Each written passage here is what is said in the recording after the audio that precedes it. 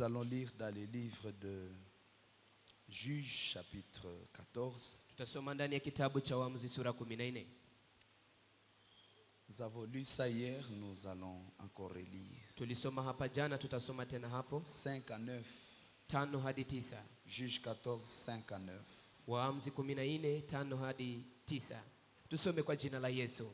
Samsoni na wazazi wake wakaondoka kwenda Timna. Walipofika kule kwenye mashamba ya mizabibu, simba mkali mmoja akatokea na kamgurumia Samsoni. Basi roho wa Yawe akamshika Samsoni kwa nguvu, akamrarua simba huyo kama mtu anavyorarua mwanambuzi. Naye Samsoni hakuwaambia wazazi wake jambo ile. Kisha akateremuka akaenda kuzungumza na yule binti. Yule binti alimpendeza sana Samsoni. Nyuma siku chache akarudi kule Timna kwa kumtoa yule binti. Alipokuwa katika njia akageuka pembeni kwa kuangalia mzoga wa yule simba. Kumbe kulikuwa nyuki na asali ndani ya mzoga. Basi akapakua asali kwa mkono wake, akaikula, akaendelea na safari yake. Aliporudi kwa wazazi wake, akawapa asali kidogo nao wakakula. Lakini hakuwaambia kwamba alitosha asali hiyo ndani ya mzoga wa simba. Amina. Exode chapitre 2. Kutoka sura 2, 11 à 15. 11 hadi 15. Tusome kwa jina la Yesu. Siku moja Musa alipokuwa mtu mzima, akawaendea Waebrania wenzake kwa kujionea taabu zao. Basi akamwona Mmisri mmoja akimpiga Mwebrania mmoja wa ndugu zake. Musa akaangalia huko na huko, na alipoona kwamba kuna mtu karibu, akamuua yule Mmisri na kumficha ndani ya mchanga. Kesho yake Musa akatoka tena, akaona Waebrania wawili wakipigana. Basi akamuuliza yule aliyekosa, kwa nini unampiga mwenzako? Naye akamjibu, nani aliyekuweka wewe kuwa mkubwa na muamzi wetu? Unataka kuniua kama vile ulivyomuua yule Mmisri? Kwa hiyo Musa akaogopa na kufikiri, bila shaka jambo hili limejulikana. Naye mfalme wa Misri aliposikia juu ya tukio hilo, akakusudia kumuua Musa. Lakini Musa akamkimbia mfalme, akaenda kukaa katika nchi ya Midiani. Siku moja Musa alikuwa akikaa kando ya kisima cha maji. Amina. Le dernier verset c'est dans le livre de Luc chapitre 4. Na shairi la mwisho ni ndani ya kitabu cha Luka sura 4, 1 à 13. 1 hadi 13. Jésus, rempli du Saint-Esprit, revint du Jourdain et fut conduit par l'Esprit dans le désert, où il fut tenté par le diable pendant 40 jours. Il ne mangea rien d'autant pendant ces jours-là. Et après qu'il fut écoulé, il eut faim. Le diable lui dit, si tu es fils de Dieu, ordonne à cette pierre qu'elle devienne du pain. Jésus lui répondit, il est écrit, l'homme ne vivra pas de pain seulement. Le diable, l'ayant tenté, lui montra en un instant tout le royaume de la terre et lui dit, je te donnerai toute cette gloire, cette puissance, car elle m'a été donnée et je la donne à qui je veux. Si donc tu te prosternes devant moi, elle sera toute à toi. Jésus lui répondit, il est écrit, tu adoreras le Seigneur ton Dieu et tu le serviras lui seul. Le diable le conduisit encore à Jérusalem, le plaça sur le haut du temple et lui dit, si tu es fils de Dieu, jette-toi d'ici en bas, car il est écrit, il donnera des ordres à ses anges à ton sujet, afin qu'ils te gardent, et ils te transporteront sur les mains, de peur que ton pied ne heurte contre une pierre. Jésus lui répondit, il est dit, tu ne tenteras point le Seigneur ton Dieu. Après l'avoir tenté de toutes les manières, le diable s'éloigna de lui jusqu'à un moment favorable. Amen. Amen. Que Dieu bénisse cette parole. Mungu abariki neno hili. Je disais que Dieu bénisse. Nilikuwa nikisema Mungu abariki neno hili. Nous avons dit hier que nous avons 4 petits points à développer. Jana tulisema ya kwamba tuna nukta 4 ambayo tutazungumzia. Que nous commençons aujourd'hui. Na ambayo tunaanza siku ya leo. Aujourd'hui nous allons parler des 4 combats Leo sur le tutazungumzia chemin vita de hili l'homme établi. juu ya kwenye njia ya mtu ambaye ameshimikwa. Par la grâce de Dieu, demain nous allons parler des 4 combats Na kwa neema ya Mungu kesho tutazungumzia juu ya vita 4 du trône de l'établissement. ya kiti cha kushimikwa. Et nous allons ajouter Na tutaongeza les 4 combats vita 4 de l'environnement de l'homme établi. ya mazingara ya mtu ambaye ameshimikwa. Et nous serons en train de mélanger tout ceci Na tutakuwa tukichanga hii yote par les 4 signes, juu ya alama 4, les 4 marques chapa 4 que Dieu met sur la vie de l'homme établi ambazo Mungu anaweka juu ya maisha ambayo mtu pour ambaye ameshimika lui donner la victoire. ili ampatie ushindi. Alors commençons par les 4 combats qui s'attaquent à l'homme établi. Sasa tuanzie kwenye vita 4 ambavyo vinamshambulia mtu ambaye ameshimikwa. Alléluia. Amen. Hier, j'ai déjà dit Jana nilisema que vous pouvez être sûr ya kwamba unaweza hakikishwa que la victoire elle est certaine ya kwamba ushindi uko parce que Dieu vous a déjà établi. sababu Mungu ameshakushimika. Amen. Amen. Je vais commencer par donner 4 vérités Nitaanza kutoa ukweli 4 sur les combats de l'homme établi. juu ya vita ya mtu ambaye ameshimikwa. 4 vérités Ukweli 4 sur les combats de l'homme établi. juu ya vita vya mtu ambaye ameshimikwa. C'est très essentiel. Ni ya muhimu sana. La première vérité, Ukweli wa kwanza c'est que l'établissement, ni kwamba kushimikwa c'est un appel au combat. inakuwa ni mwito kwa vita. Quand Dieu t'établit, Wakati Mungu anakushimika, il t'appelle à combat. anakuita ili upige vita. Pourquoi? Sababu gani? Parce que l'établissement Sababu kushimikwa vise inakuwa inaelekea à servir.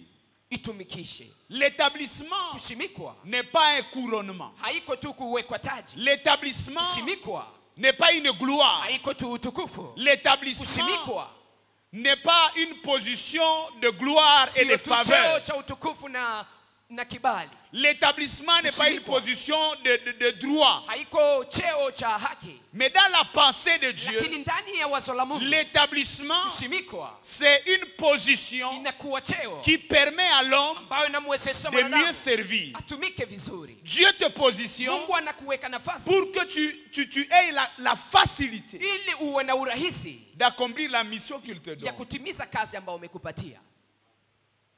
Si nous concevons l'établissement Kama tunaangalia kushimikwa comme une élévation, kama tu kuinuliwa, nous serons dans l'erreur. tutakuwa ndani ya kosa. L'établissement n'est pas une élévation. Kushimikwa sio kuinuliwa. L'établissement, Kushimikwa c'est une position stratégique inakuwa nafasi ambayo unaweza kutumia mbinu où Dieu te place na ambapo Mungu anakuweka pour te faciliter de faire quelque ili chose. akurahisishe kutimiza jambo fulani. Il te oint, Anakupaka mafuta, il te donne la provision nécessaire anakupatia akiba inayofaa pour jouer un rôle important. ili uweze kutimiza kazi ya muhimu. Et dès que Dieu t'établit, Na wakati Mungu anakushimika, parce que dans l'établissement, sababu ndani ya kushimikwa il y a des vies. kuna uzima. Vous ne pouvez pas être établi pour vous-même. Hauwezi kushimikwa kwa ajili ya wewe mwenyewe. Quand on dit que vous êtes établi, Wanaposema ya kwamba umeshimikwa, c'est qu'il y a des gens qui vivront à ni cause de vous. kusema kuna watu watakaoishi kupitia wewe. C'est qu'il y a des familles qui seront guéries à Ni cause de vous. kusema kuna majamaa yatakaopona C'est qu'il y kupitia a des wewe. peuples qui seront bénis à cause de Ni vous. kusema kuna mataifa yatakaobarikiwa Dieu ne sababu vous yako. établit pas pour que vous puissiez vous regarder dans un miroir et vous contempler. Mungu akushimike ili ujangalie ndani ya kioo na ujifurahie Dieu mwenyewe. ne vous établit pas pour que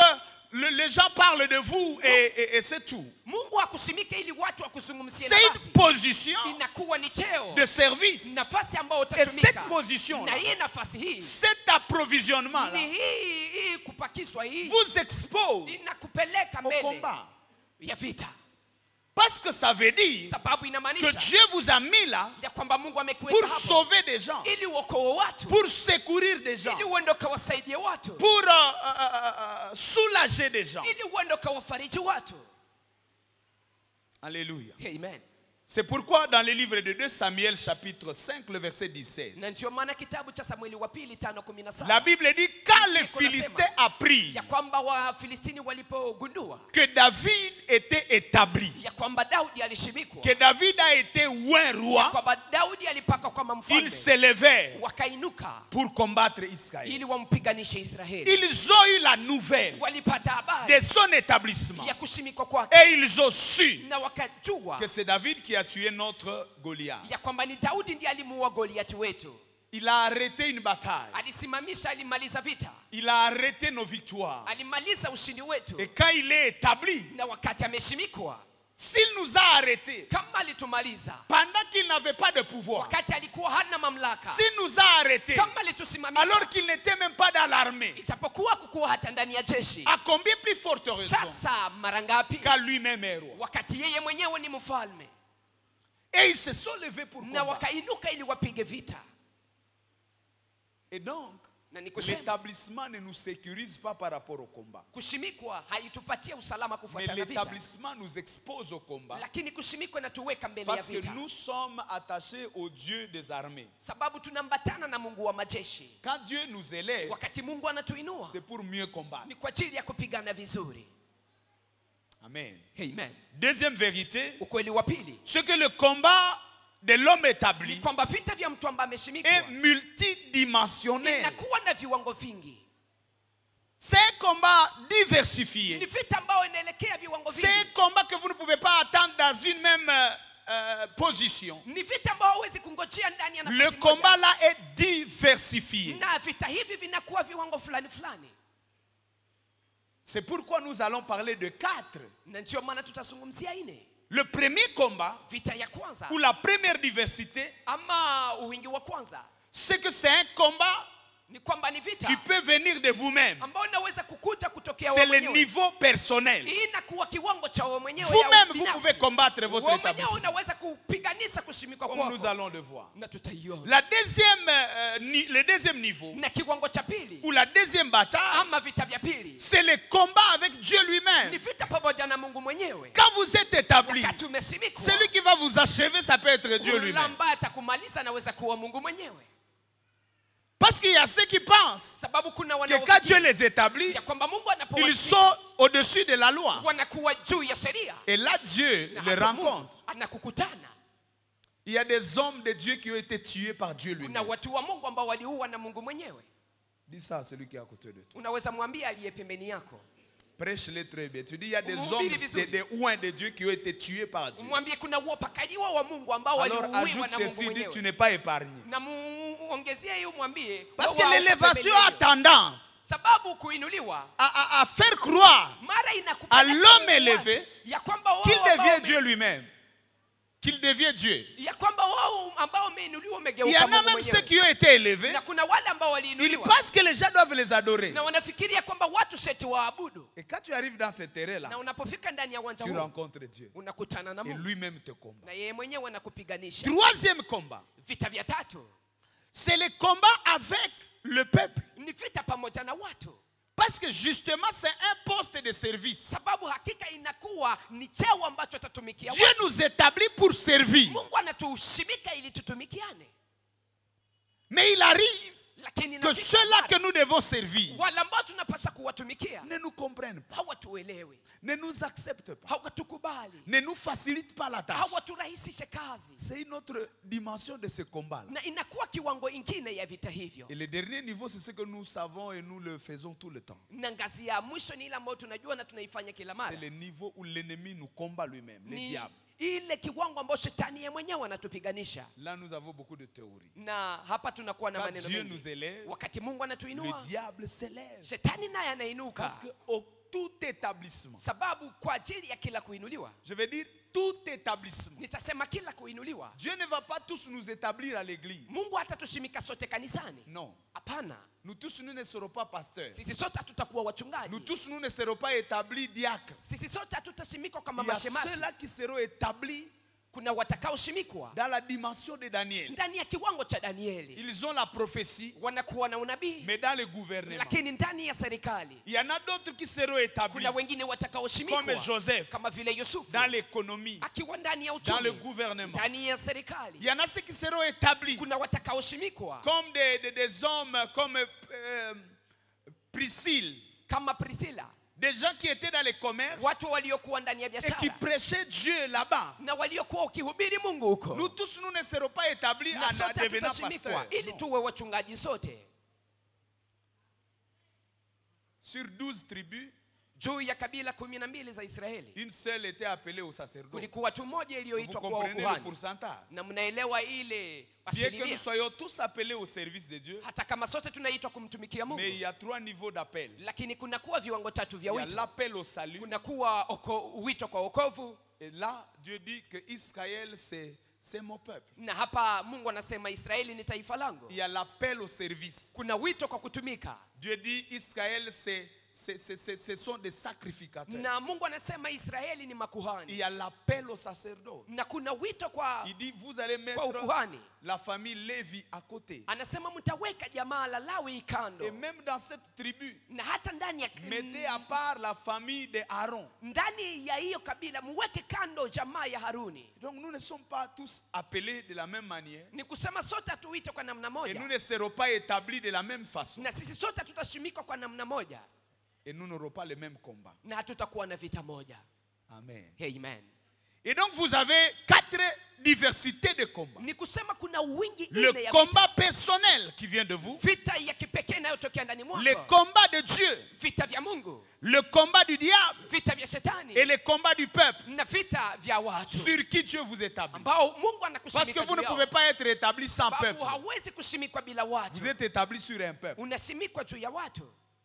Dans le domaine économique, Ndani ya uwanja dans wa le domaine kiuchumi, médical, ndani ya uwanja wa dans le kidaktari, domaine ndani ya sacerdotal, uwanja wa dans le domaine ukuhani, politique. ndani ya uwanja wa Dieu kisiasa. vous donne des gens. Mungu anakupatia Il watu vous met quelque na part anakuweka nafasi pour moja servir ces ili gens-là. watumikie watu Pour hao, influencer la destinée de ili ces uende gens. ukaguse hatima ya watu hao. Et donc, nous devons avoir cette pensée. Na ni kusema tunapaswa kuwa na wazo Que le hiyo combat ne viendra pas d'un seul coin. ya kwamba vita vitatokea ngambo moja, Le combat n'aura pas la même forme. vita itakuwa na aina moja. Et le diable a réussi à nous distraire Na shetani ameweza au kutusubalisha point que nous sommes plongés dans le dernier combat. hata tumezama ndani ya vita hii ya Nous mwisho. tous, nous sommes dans le combat de... C'est pas moi, le combat contre le diable. Na sisi sote tunakuwa ndani ya vita tukimpiganisha shetani, Nous nous concentrons sur les démons. na tunakuwa tukipiganisha mapepo sana, Et nous n'avons pas travaillé sur nous-mêmes. lakini sisi wenyewe hatukutumika juu Nous n'avons yetu, pas eu le temps de voir si nous sommes en train de marcher selon les principes de Dieu. na hatukuwa na muda ya kuchunguza kama tunatembea kufuatana na kanuni za Mungu, Et nous ne savons même pas où nous en sommes avec le peuple sur qui Dieu nous a na établis. hatujui tuko wapi kufuatana na wale watu ambao Mungu Il y a ametushimika des juu hommes yao. que Dieu a élevés. Kuna watu Mungu amewainua, Ils n'ont même pas le temps de dire hawana hata muda wa kusema. qu'est-ce que les gens disent de ce que je Watu wanasema nini juu ya hii? Mais tu es qui? Tu es Melchisedec ou qui? Wewe uko nani? Melkisedeki? Jésus lui-même pose la question aux Yesu apôtres. Kristo yeye mwenyewe anauliza Qu'est-ce que mitume, les gens disent de vous? watu wanasema nini juu yangu? Si Dieu t'établit, Kama Mungu tu anakushimika, as des choses à faire. una mambo ya Tu kufanya, dois analyser unapasa kuchunguza comment le peuple est en train de réagir. namna gani Parce watu qu'il y a wako des wanajibu. combats qui viennent de là. Sababu kuna vita vinavyotokea Tu huko. peux être disqualifié. Unaweza kuwa unasuswa, Tu peux perdre unaweza kupoteza l'établissement kushimikwa à cause de ces gens-là. sababu ya watu hao. La Bible dit ceci. Biblia inasema hivi, Moïse Musa n'a pas eu la grâce d'entrer à Canaan hakupata neema ya kuingia parce que Kanaani le peuple sababu watu, l'ont aigri. taifa ilimsumua, ilimkwaza, Les réactions du peuple na majibu, matendo ya l'ont watu amené à développer un cœur contrit. ilimfanya kuwa na moyo ambao Et unakasirika, ça l'a empêché d'entrer à Canaan. na ikamzuiza kuingia Kanana. Amen. Amen. Amen. Amen. Un homme établi Mtu ambaye doit ameshindwa analyser anapaswa kuchunguza, où suis-je niko wapi par rapport au combat avec les gens sur qui je règne. kufuatana na vita pamoja na watu ambao ninatawala Où juu yao. suis-je Niko wapi par rapport au combat avec moi-même. kufuatana na vita pamoja na mimi mwenyewe. Où suis-je Niko wapi par rapport au combat avec le Dieu qui m'établit. kufuatana na vita pamoja na Mungu anayenishimika. Dieu peut me frapper lui-même. Mungu anaweza kunipiga yeye mwenyewe. Et où suis-je Na niko wapi par rapport à l'ennemi. kufuatana na adui. Si nous comprenons déjà ces 4 niveaux, Tukielewa hizi ngazi nne, notre bataille spirituelle va s'élargir vita vyetu vya kiroho vitanenepa et nous serons plus équilibrés. na tutakuwa wenye usawa. La troisième vérité, Na ukweli wa tatu c'est que la stabilité de l'établissement ni kwamba ustawi ama kubaki fasi moja kwa usalama wa est kushimika interne avant d'être externe. inakuwa ya ndani mbele ionekane kwa nje. Alléluia. Amen. ton établissement kusimikwa kwako a sa base inakuwa na msingi dans wake ton cœur ndani ya moyo wako, avant d'avoir sa base sur un trône. mbele ikuwe na msingi wake kwenye kiti cha En enzi. d'autres termes, tu es ce que tu es Kwa maneno mengine uko ule avant ule, de devenir ce que tu vas devenir. mbele ukuwe ule ambao utakuwa baadaye. Quand Dieu te regarde, Wakati Mungu il ne te anapokutazama regarde par rapport à ton état. hakutazame kufuatana na hali yako, Il ne te regarde pas par rapport à ta possession. hakuangalie kutazama kufuatilia Mais il nafasi regarde ton yako, cœur. lakini anaangalia moyo C'est là wako. que j'étais Na hier. ni hapo nilipokuwa Pour jana, dire ili niseme qu'il faut avoir des victoires ya kwamba inaomba uwe na qui ushindi ont affermi notre cœur. ambao uliimarisha moyo wetu. Si ton cœur n'est pas encore affermi, Kama moyo wako hujaimarishwa, même si on te donne un trône, hata kama wanakupatia utawala, tu peux faire un coup d'état contre toi-même. wewe mwenyewe unaweza kujipindua. Gloire soit rendue à notre Dieu. Utukufu kwa Mungu wetu, Gloire soit rendue à notre Dieu. utukufu kwa Mungu wetu. Tu dois être établi dans ton cœur. Unapaswa kusimikwa moyoni mwako. Vous savez, quand je suis là, Unajua ninapokuwa hapa, je prie, ninaomba, je crains Dieu, ninamwogopa Mungu, je demande la grâce de Dieu. ninaomba neema ya Mungu, Je pratique tous les conseils qu'on m'a dit na ninatimiza shauri zote walionipa, et je viens prêcher. kisha nakuja hubiri. Même si vous n'acclamez pas, Hata kama je n'ai mshangili, pas besoin de vos acclamations pour croire à ma prédication. sihitaji kushangiliwa kwenu Même ili si vous me niamini regardez mahubiri comme yangu. vous voulez me consommer, Kama mnaniangalia kama wanaotaka Je vais être à kunimeza, l'aise. ninaweza kufurahi, parce que je connais d'abord ce que je suis dans mon cœur. sababu najua mimi ni nani moyoni mwangu. Je ne commence pas à prêcher quand je suis ici. J'ai déjà fini la prédication. Sianze kuhubiri ninapokuwa hapa, Dama- nimeshamaliza damu mahubiri yangu ndani ya uficho wangu. Alléluia. Amen. Alléluia. Amen. Quand vous n'êtes pas établi dans votre cœur, Wakati hausimikwi moyoni mwako, vous allez même vous battre avec votre propre fille. utapigana pamoja na binti wako, Votre mari peut dire, oh non, la nourriture est bien préparée. na mume wako anaweza sema chakula kabisa imepigwa Comment vizuri. ça dit? Est-ce que donc hizi masiku yote mimi siapika mzuri? Et tu commences à dire, est-ce que tous ces jours je Shida ne préparais yako pas bien? eke ulikuwa établi mukanisa, roho yako haiwa kama hii mariage ni yako. Ton problème est que tu as été établi dans l'église, mais tu ne sais pas encore que ce mariage t'appartient. On peut même te dire, oh non, on a vu les voitures, on pensait que c'est toi. Mais ce n'était pas toi, ton chauffeur, il était là, vraiment, il est beau dans la voiture. Na wanaweza Tu dis à kuambia, partir d'aujourd'hui, tu ne prends plus le volant. na wanaweza kuambia kwamba nilikuona dereva wako alikuwa mzuri ndani ya gari, unasema kuanzia leo hautaongoza tena gari. Le problème, c'est que tu n'es pas sûr de toi-même. Shida ni kwamba hujiamini wewe mwenyewe. Alors dis à celui qui est à côté de toi, sois posé. Ambia naye kuwa pembeni yako, kuwa mpole baba. Il y a des gens qui se battent avec des ombres. Kuna watu ambao wanapiganisha pamoja, wanafanya vita pamoja na kivuli. Il suffit qu'un visiteur entre Inaomba tu mgeni dans la aingie parcelle ndani ya kiwanja et il salue votre, c'est pas moi, fille de travail ou papa ou garçon qui travaille là-bas. na anamsalimu ule mtu wa kazi anayetumika hapo. Il dit, bon, non, je venais vous voir, sœur. Oh, nilikuwa nikuja waona. C'est toi le papa d'ici, tu reçois les gens et tu crois quoi? Na ni wewe ndio baba wa hapo, unapokea watu nini? Ton cœur ne sait pas que tu es établi. Moyo wako haujajua ya kwamba Ton umesimikwa. établissement est fondé sur le confort, Kusimikwa kwako inajengwa fondé juu ya sur ce que vitu les gens ont dit, ile ambao watu wamesema, sur les attitudes des gens. juu ya hisia za watu. Même quand Jésus était couvert de sang, Hata wakati Yesu il alikuwa na savait qu'il damu, était roi. alikuwa anajua ya kwamba yeye ni mfalme. Combien c'est très bon Mara ngapi ni de vizuri reconnaître son établissement. ujue kusimikwa kwako, Même quand on est sur la croix. hata wakati uko Oh, msalabani. j'aime Jésus. Napenda Quand Yesu. cet homme lui a dit, Huyu mtu alipomwambia, je sais que tu es roi, najua ya kwamba wewe ni et mfalme prends-moi dans ton royaume. na unichukue ndani ya ufalme Jésus wako. a dit oui. Yesu Kristo akasema ndio. Même ce soir, Hata jioni nous ya serons leo avec toi. tutakuwa pamoja na J'aime wewe. ce genre de roi Napenda wafalme dont la kama hawa, royauté ne dépend pas des ambao vestes, ufalme wao haulingani na dont la suti, royauté ne dépend pas des ambao acclamations. ufalme wao haulingani na Même sur kusajiliwa, la croix de leur vie, hata kwenye msalaba wa maisha même sur la yao, croix de leur hata ministère, kwenye msalaba wa ils huduma yao, savent ce qu'ils sont. wanajua wao ni wanani.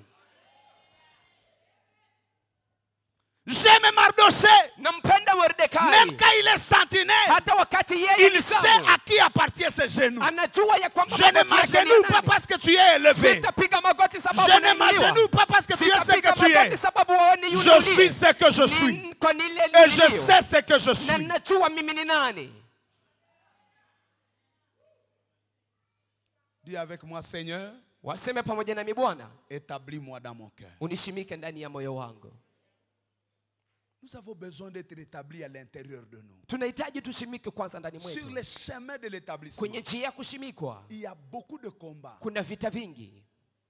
Sur le chemin de l'établissement, Kwenye njia ya kushimikwa il y a des amis qui vont t'abandonner. kuna marafiki ambao watakuachilia Et tu ne sauras pas. na hautajua. Vous savez, c'est facile de dire. Unajua ni rahisi kusema, Et surtout nous les hommes de Dieu. sisi watu wa Mungu, C'est facile de prier pour les gens. zaidi ni rahisi Seigneur, kuambia élève watu, cet homme. Bwana mwinue Seigneur, mtu, élève ma fille. Bwana inua binti wangu. Mais c'est une autre étape de voir comment Dieu l'élève. Lakini ni hatua ingine kuona sasa ngisi Mungu Nous anamuinua. n'avons jamais même compris ce que nous demandons à Dieu. Kama hatujaelewa ile ambayo tunamwomba Mungu. J'ai aimé ce que papa disait hier.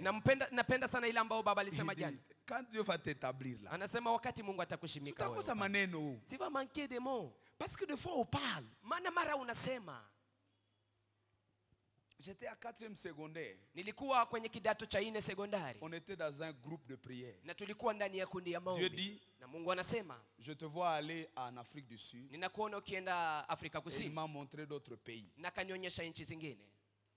J'ai fini la 6e. Nikamaliza kidato cha 6.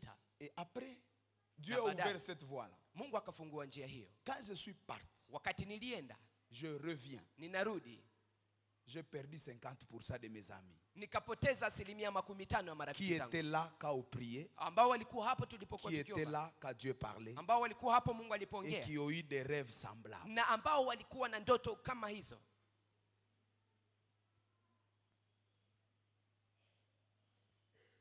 Si tu n'es pas préparé, Kama utayarishwe, tu auras des problèmes. utakuwa na shida. Quand Dieu t'établit, même ton propre père refuse que c'est toi qui es le roi. Hata wakati Mungu anakushimika, baba yako anaweza kataa ya kwamba wewe ndio mfalme. Vous savez, si Samuel raconte à David comment son père s'est comporté avant son arrivée, Unajua Samueli akimuelezea Daudi jinsi baba yake alikuwa mbele yeye c'est afike. compliqué. Si ni Et hata. vous voyez, même après la consécration, Hata kisha kuwekwa wakfu, les frères, les grands frères étaient là. wa ndugu zake walikuwa hapo, wakubwa wake. Et la bataille avec Goliath intervient plus tard. Na vita pamoja na Goliati itakuja Mais baadaye. ses frères lui rappellent les brebis. Lakini ndugu zake wanamkumbusha kondoo. Va garder les brebis de ton père, le Wende petit troupeau. tunga ile makuni Vous n'avez ndogo pas été à ya la kondoo ya baba consécration? yako. Jamu kukua wakati niliwekwa wakfu. Achana na hiyo. C'est dur. Hiyo ni ngumu. C'est là même qu'il y a les combats personnels. Na hapo sasa ndipo kuna vita ya Et les kipekee. combats avec le peuple. Na vita pamoja na watu. Les gens sur qui Dieu t'établit. Watu ambao Mungu anakushimika Ils te juu yao. résistent.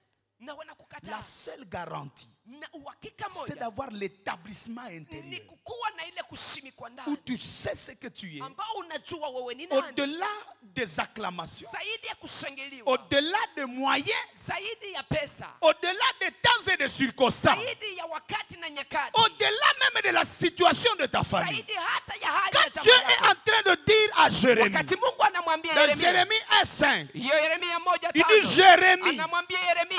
avant que tu ne sois conçu Mbele haujaingia. dans le sein de ta Ndani ya mère, tumbo ya mama yako. je te connaissais. Nilikuwa nakujua. Avant que tu ne sortes de son sein, Mbele utoke tumboni je mwake. t'ai établi. Mimi nilikusimika. À d'autres Kwa termes, maneno mes mengine, parents wazazi wangu sont une maison de location. wanakuwa nyumba ya kupanga. Je suis entré là-bas à location. Mimi niliingia hapo Et kama je continue mpangaji. ma route. Na ninaendelea ndani Que ya mon safari père yangu. soit ivre ou saint, Baba yangu akuwe mlevi ama qu'il soit mtakatifu. ce qu'il est, Akuwe ile ambaye aliyo. il y a une destinée Kuna kuwa qui n'a hatima pas à faire avec lui. ambayo haina la Dieu kufanya l'a pamoja naye. défini Mungu yeye mwenyewe avant alitengeneza. que mes parents ne se Mbele rencontrent. hata wazazi wangu Dieu hawatakutana. t'a béni Mungu alikubariki. avant l'erreur de tes parents. Mbele hata Même si wazazi tu es wako né wakutane, hata Des umezaliwa mariages hors jeu. kutokea ndoa isiyo halali. Même si tes parents Hata kama wazazi ont wako regretté ta grossesse. walichuta mimba yako. Même si ton père hata kama baba a yako refusé ta grossesse, amekataa mimba yako, il y en a ceux qui ont des blessures. kuna wane wanao Parce que vidonda, maman a difficile à leur dire qui est le père. sababu mama hawezi kuambia baba ni Parce que nani, c'était le garçon de la famille. sababu ilikuwa ni Parce que kijana wa c'était ndani wa jamaa, l'oncle. sababu ilikuwa ni Quelles mjomba. que soient les erreurs qui entourent ta naissance, Italisi ile makosa ambayo inazunguka inakuwa nyuma ya kuzaliwa Dieu t'a kwako. conçu Mungu avant amekutengeneza la rencontre de tes parents. mbele Est-ce kukutana que na je suis en wazazi train de wako. parler à Je quelqu'un? niko namzungumzia Est-ce mtu. que je suis en train de Je parler niko à quelqu'un? namzungumzia mtu. L'homme qui est en train de vous parler Mtu ambaye iko n'était nawazungumzia pas né dans l'hôpital. hakuzaliwa ndani ya On me dit hospitali. que j'étais né chez moi. On me montre même la case. Wananionyesha kwamba nilizaliwa nyumbani wangu. Il y avait pas de Wananionyesha hata na médecin. msonge. Hawakukukua Il y avait hata pas daktari. d'infirmier. Hakukukua hata Et mganga. grave encore, Na ya kushangaza, je voulais tuer ma mère. nilitafuta kumuua mama Le yangu. jour de la naissance, Siku ya kuzaliwa je kwangu, refuse de sortir. nikakataa Ça, kutoka. c'est Christophe Zawadi. Huu ni Christophe Le Zawadi. jour de sa Siku ya naissance. kuzaliwa kwake. Et Na là, hapo pendant ce temps, wakati huo il y avait une coutume. kulikuwa On mila. devait appeler les garçons du quartier Wangepasa kumwita kijana wa qui eneo devaient entourer la case en train de chanter. ambaye angesunguka msonge C'est un peu akiimba. de la sorcellerie. Na hii inakuwa kama uchawi, C'est un peu de la coutume. inakuwa kama mila. Et puis je suis sorti. Na kisa mimi nikatoka, Je suis établi. mimi nimeshimikwa. Haleluya! Même si tu refuses. Hata kama unakataa, C'était dans la cachette. ilikuwa ndani ya Tu n'étais uficho, pas là. haukukuwa hapo. Mais oh non, mina mupinga. Mina Oh, kuona. moi je lui résiste. Je devais mourir ce jour-là, m'oppose à je suis lui. sorti. Toi, tu vas me utanipinga nini? Ningepasha kufa siku hiyo. Et maintenant toi tu vas Et faire tu quoi? veux que je sois Mossad parce que toi tu n'acclames pas. Je ne peux pas. Siwezi. Si t'as kwazika, si t'as huruma, Je veux pas me parce que fâcher. toi tu me regardes comme ça. Je Parce suis que à tu me l'aise. regardes comme ça. Alléluia. Amen. Dis à celui qui est à côté de toi, sois à l'aise. Anayekuwa pembeni yako ukuwe Tu na n'es raha. pas le résultat d'une erreur. Wewe si matokeo ya Tout ce makosa. que tu as connu, Yote ambayo uliishi c'était un passage. ilikuwa ni Ce n'est mapito. pas moi qui le dis. Sio mimi Dieu est en train nayosema. de dire, Mungu iko nasema, avant que toi, Jérémie, wewe tu Yeremia, sois établi, hautaingia ndani je te ya connaissais. tumbo ya mama yako Tu me nilikujua. connaissais où? Ulikuwa unanijua Dans wapi? l'éternité. Ndani ya Quand umilele. tes parents s'étaient Wakati rencontrés, wazazi wako walikutana. moi j'ai décidé Mimi de niliamua te déposer là. ili nikuweke hapo. Je pouvais te déposer ailleurs. Ningekuweka mahali Tu as ingine. existé Umekuwa avant l'amour de tes mbele parents. ya upendo wa wazazi Acclame wako. ce Dieu. Shangilia Il Mungu te huyo. connaît Anakujua. et il a prédéfini ta Na vie. ametengeneza Il maisha t'a yako établi mbele. Amekusimika. avant les erreurs que tu as Mbele connues, hata makosa uliyoifanya. avant les expériences que tu as hata connues. mambo ambayo umeyaishi. Et le devoir, le travail que nous faisons à l'église, Na kazi tunayofanya kanisani c'est de nous rappeler. ni kukumbuka. J'ai aimé, c'était la COGEC, Nilipenda sana, ilikuwa kongamano la vijana 2006 ou je sais pas. C'était avec Atom, c'était 2011. Oui. Il a dit quelque chose. 2011 alisema jambo moja. Il dit, Anasema il y a des choses que Dieu a mis en nous, anasema kuna mambo Mungu ameweka ndani mwetu mais nous ne savons pas. lakini hatujui. Et quand tu rencontres ces choses, Na wakati unakutana mambo haya, on peut te dire, mais tu veux quoi? wanaweza kuambia unataka nini? Tu ne sais pas définir. Na haujui useme Mais tu nini. peux voyager. Na unaweza Tu dis, c'est kusafiri. ça. Unasema hii ndio. Je ne sais pas hii. expliquer, mais c'est ça ce que je Sijui veux. kufasiria lakini hii C'est ndio ça ce que je demande. Hii ndio C'est ninayoiomba. ça ce que je Hii veux. ndio C'est là ninayohitaji. même qu'il y a le Na ni contact hapo ndipo kuna dans kukutana le sein.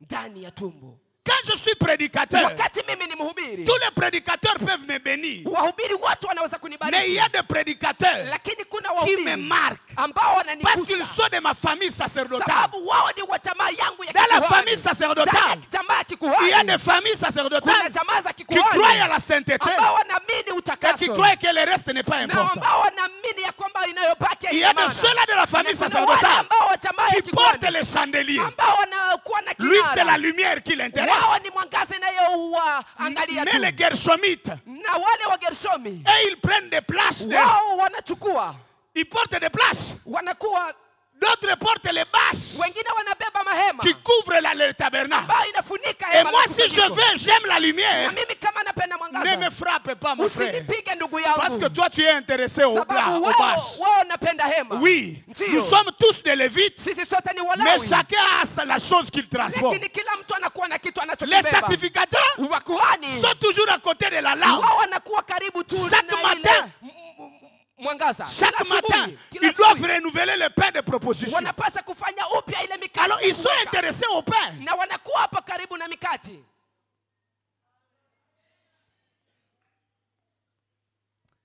Alléluia. Amen. Et quand je rencontre un homme Na ninapomkuta mtu qui est de ma famille, ma lignée sacerdotale, ambaye anatokea ndani ya uzao wangu wa kikuhani, il y a quelque chose. kuna Parce que jambo. je sais que c'est ça. Sababu naelewea kwamba ni Que hivi. ce soit dans le monde politique, Ukuwa ndani ya ulimwengu Dieu wa t'établit kisiasa. là-bas. Mungu Tu anakushika vas huko. rencontrer autant de politiciens. Utakuta wanasiasa Mais il y a wengi.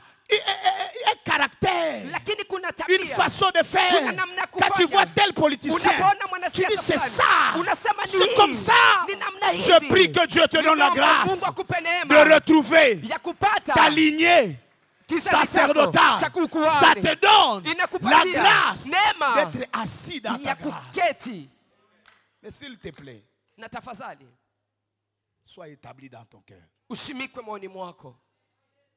Tout ce que nous faisons, Yote tunayoifanya c'est de révéler, ni kufunua, d'ouvrir kufungua la porte pour que mlango quelqu'un ili mtu il retrouve l'éternité. apate umilele.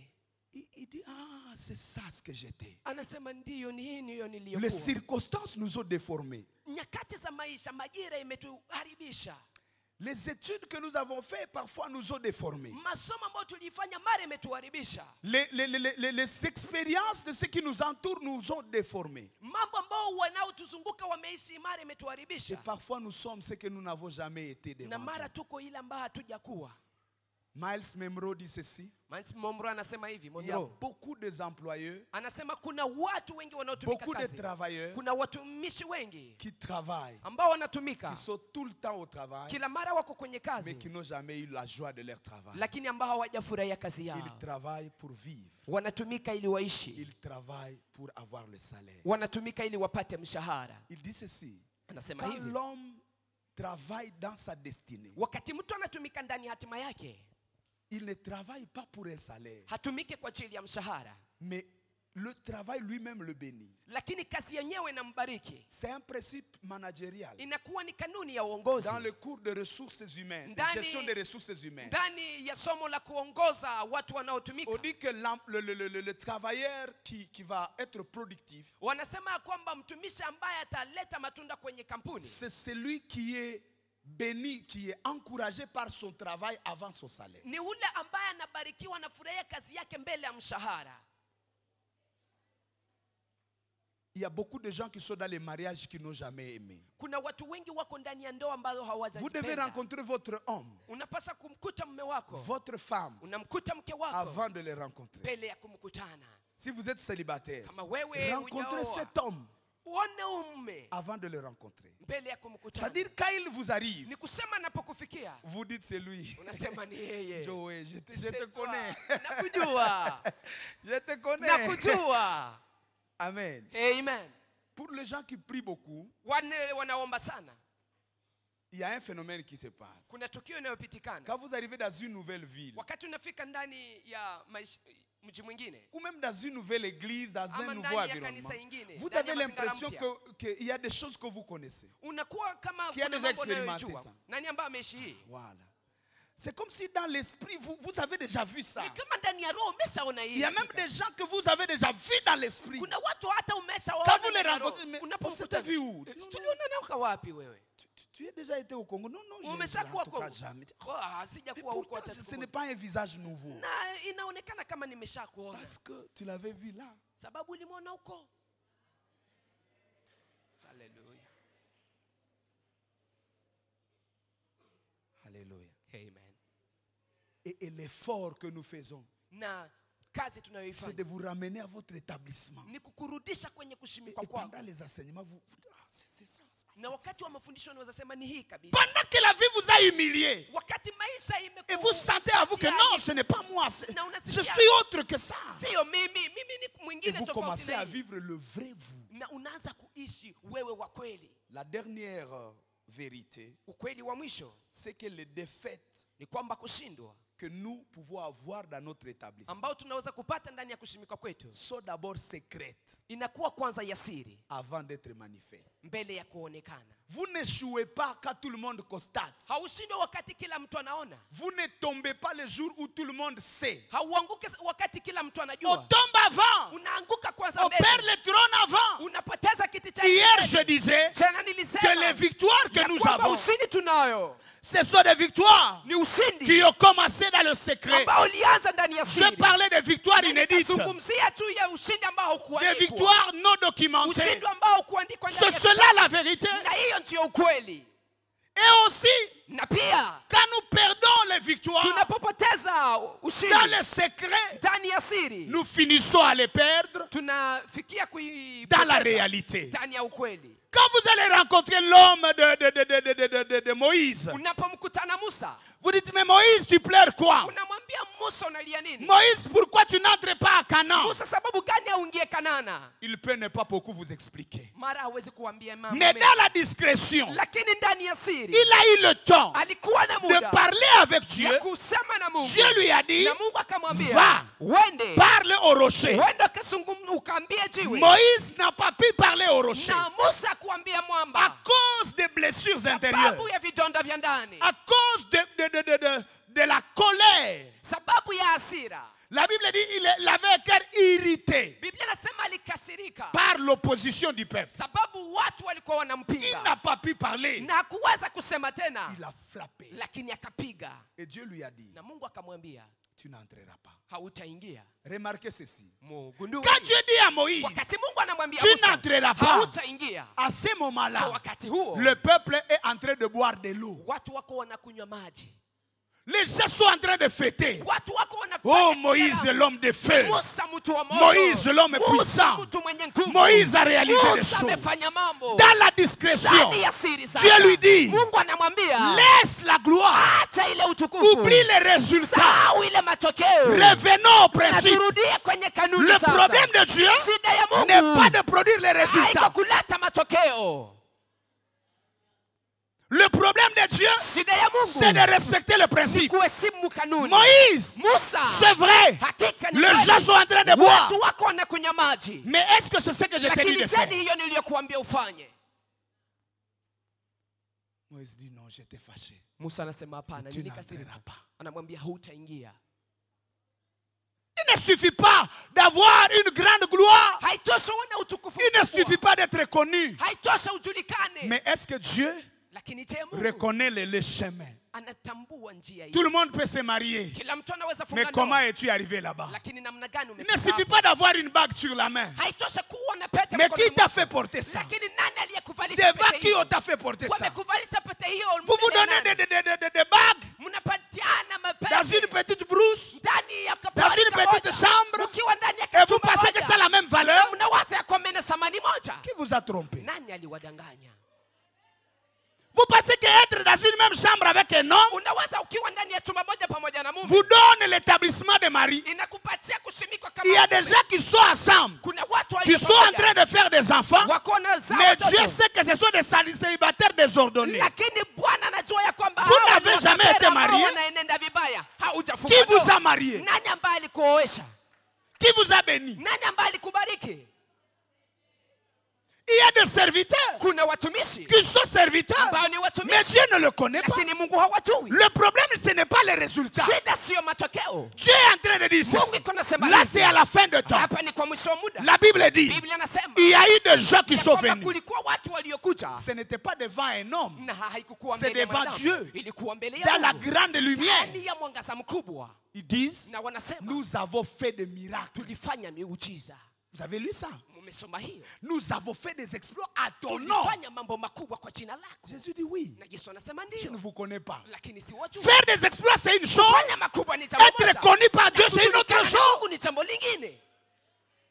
On peut être glorieux. Unaweza kuwa On mtukufu. peut avoir tout le monde à genoux devant Unaweza vous. kuwa na watu wote Sans wanapiga être magoti connu par zako, Dieu. lakini haujulikani na Mungu. Détrompez-vous, bien-aimés. Oh, usidanganyike Dieu n'est pas Mungu. derrière les résultats. Mungu haiko nyuma Il ya est matokeo. derrière le principe. Iko nyuma ya Tout le kanuni. monde peut Watu applaudir wote les résultats. wanaweza kutoa matokeo. Même le fils du diable produit des Hata mtoto wa résultats. shetani anaweza kuleta Mais les matokeo. enfants de Dieu Lakini watoto wa doivent Mungu produire des wanapaswa résultats kuleta matokeo dans le principe. ndani ya kanuni.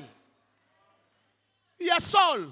Saulo Il vient. anakuja, Il vient de combattre Amalek. amemaliza kupigana na Tout Wamaleki le monde est en train de fêter. na kila mtu iko na sherekea. Les autres sont en train de partager le butin. Wengine wako wanagabua mambo walioshika Amalek mateka. est effacé de la carte. Na Amaleki ametoka kwenye kadi ya ulimwengu.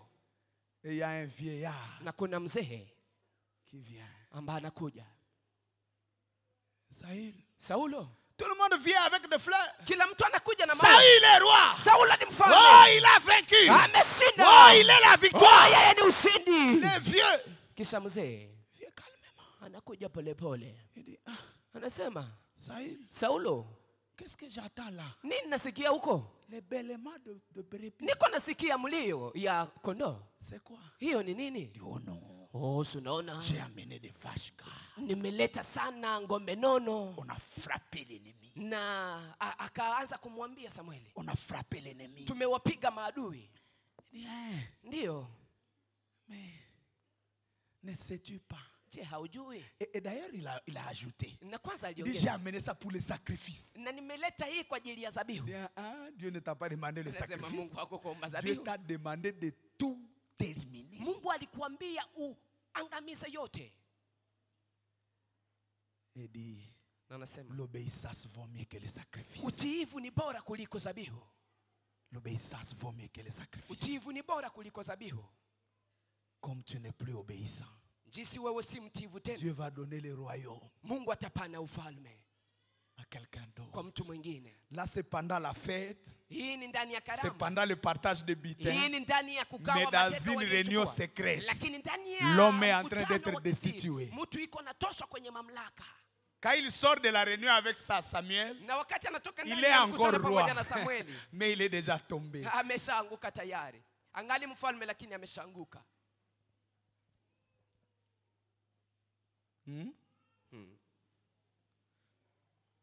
Là, on ne peut pas acclamer. Na hapa watu hawawezi kushangilia. C'est normal. Ni kawaida.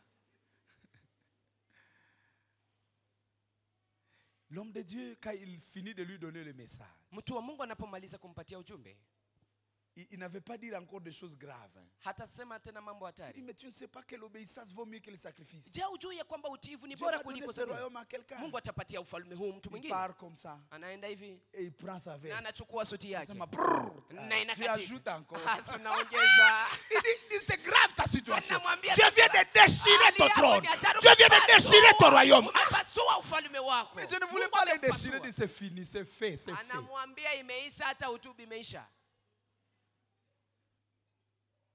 Les gens, on peut constater que non, il a engrossé. Il alianguka ka zamani. Oh non, il ne vient plus à l'église. Oh, Il a watu cessé d'être à wanasema. l'église quand il venait.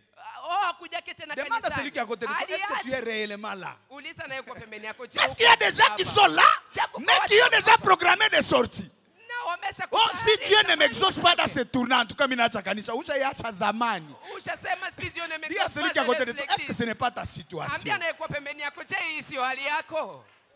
Alléluia. Amen. Bien-aimés, Mpendwa, les victoires secrètes ushindi wa kisiri doivent nous bâtir à l'intérieur zinapaswa kutujenga ndani, pour que quand l'opposition arrive, ili wakati upinzani quand le unafika, diable arrive, wakati shetani quand les anafika, moyens ne suivent pas, wakati nous savons tunajua ce que nous sommes. sisi ni wanane.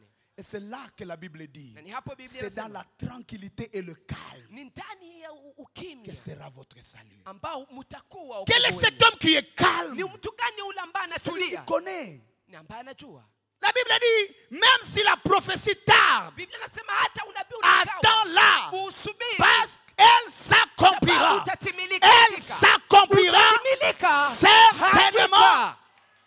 Quand la Bible dit ça, Wakati Biblia ce inasema n'est hivi, pas pendant la gloire. haiko ndani ya utukufu. Non. Hapana. C'est quand les moyens ne suivent Ni pas. wakati hakuna Quand les gens ne utukufu. suivent Ni pas. wakati watu Quand hawakufuata. l'opposition est Ni là. wakati upinzani Mais uko. tu attends Lakini ce que Dieu unasubiri t'avait dit kile ambayo Mungu dans le alikwambia. calme. Ndani ya Je dis à ukimya. quelqu'un, Namwambia mtu, attends-là. usubiri. Je dis à quelqu'un, Namwambia mtu, attends-là. ungoje. Même à la dernière Hata minute, kwa dakika ya il mwisho. se lèvera le dernier. Atasimama wa Ton mwisho. rédempteur Mkombozi wako se lèvera le dernier. atasimama wa mwisho. S'il t'a déjà parlé, Amekukwambia il se lèvera. atainuka. Il est fidèle. Yeye ni mwaminifu. Voyons le parcours de Moïse. Tuangalie safari ya Musa. Moïse, Musa, Dieu l'appelle Mungu anamwita déjà de l'enfance. toka kuzaliwa kwake. Hébreux chapitre 11, Waebrania sura le 11 verset 24. mstari wake wa 24 Vous allez jusqu'au verset 28. mkiende hadi 28. La Bible dit Biblia inasema que la mère de Moïse ya kwamba mama wa Musa a vu la beauté de Moïse aliona uzuri wa Musa et a trouvé na kaona ya kwamba qu'elle devait garder cet enfant. angepasa kumchunga mtoto huo. C'est par la foi Ni kupitia que imani Moïse ambapo fut Musa caché pendant 3 mois. akafichikwa kwa miezi 3. Alléluia. Amen. Déjà Dieu l'a consacré. Mungu alimuweka wakfu Et Dieu voulait déjà combattre Moïse. na Mungu alitafuta kumpiganisha Ou Musa. disons, Pharaon devait déjà combattre Moïse. Akampiganisha Farao Parce qu'il comprenait la destinée. sababu alikuwa anaelewa hatima. Et il y a eu des lois qui ont été écrites. Farao akapiganisha Musa sababu Mungu alikuwa anaelewa hatima na kulikuwa sheria ambazo ziliwekwa. Finalement, Moïse Na kwa mwisho Musa va être ramassé ataogotwa sur les lacs, sur la mer Rouge, kwenye mto le Nil. C'est pas mal. Fleuve Nile. On va le prendre dans la maison de Pharaon. Watamchukua ndani ya nyumba ya Farao Il va vivre. na ataishi. La Bible dit, Na Biblia inasema il va avoir toute l'instruction. atapata mafundisho yote. Il a été dans les bonnes écoles qui Alikuwa pouvaient ndani ya exister. masomo mazuri ambayo ilikuwa. Il mangeait bien. Alikula vizuri. Il était dans la gloire. Alikuwa ndani ya utukufu. Mais il y avait quelque chose qui bouillonnait en lui. Lakini kuna jambo ambalo La chose lilikuwa là que j'ai dit. linapanda ndani mwake. Quand vous la rencontrez, Na jambo hilo ninalolisema C'est ça ce que je unapolikutana. veux. Unasema ni hii ndio ninayohitaji. je suis ici, mais c'est ça. Niko hapa lakini ni Vous ne hii. savez pas l'expliquer. Hautoki La Bible dit, ifasirie. il lui vint dans l'esprit d'aller visiter ce frère. Na Biblia inasema ya kwamba ikamfikia moyoni mwake aende akatembelewa Et ndugu il zake. trouve un Égyptien en train de torturer un juif. Na kisha akamkuta Mmisri ambaye iko na mtesa Myahudi. Cet appel le perturbe. Na ile wito ikamsumbua. Et il Na kaenda va frapper l'Égyptien. akampiga ule Et il Mmisri. va l'enterrer lui seul. Akamuua na akamsika mwenyewe. Quand il finit l'enterrement, Wakati anamaliza mazishi, c'est fini. simekwisha. Il rentre chez lui. Sanarudi kwake. Il revient le lendemain. Na anakuja kesho Il yake. retrouve cette fois-ci des juifs en train de se battre. Sasa nakutana Wayahudi, Waebrania wakipigana. Il dit, mais qu'est-ce qui vous arrive? Anasema nini imewafikia? Pourquoi vous vous battez? Sababu gani mnapigana? Et l'autre était là le jour où il a fait le massacre. Na ule mmoja alikuwa pale ile siku alipofanya uaji. Veux-tu me tuer comme tu as fait hier? Unatamani kuniua jinsi ulifanya jana? Ha. Je croyais que l'enterrement était secret. Niliwaza mazishi ilifanyika ndani ya siri.